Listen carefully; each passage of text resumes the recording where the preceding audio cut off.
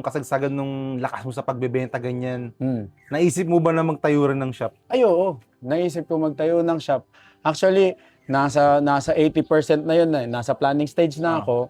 Tapos naghanap na ako ng Pwesto. pwesto. Ang problema ko nun, walang magbabantay. Meron capital pero walang magbabantay. Ang problema ko. Tsaka,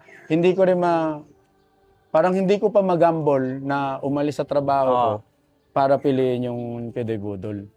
Ayun, dahil sa una talaga, nag-enjoy lang ako. Ang problema ko dyan, sabi ko, pag nagtayo ako ng shop at umalis ako sa trabaho, baka maging seryoso ako sa pagbebenta, mawala na yung goal ko na bakit ako nag-Pinoy Budol is more on talaga mag-enjoy. Enjoy, tama. Hindi yung gawin tong business. Tama. Totoo yan. Kasi minsan, pag yung hilig mo, ginawa mong trabaho, parang Oo. mapapagod ka eh. Tsaka extreme yan. Ibig sabihin, dalawa mawawala sa'yo.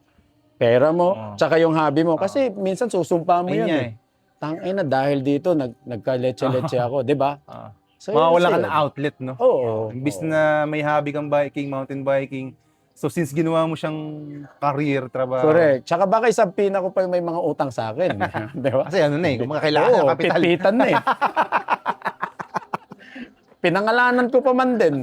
Pero ibiblip mo yan, ha? Ewan.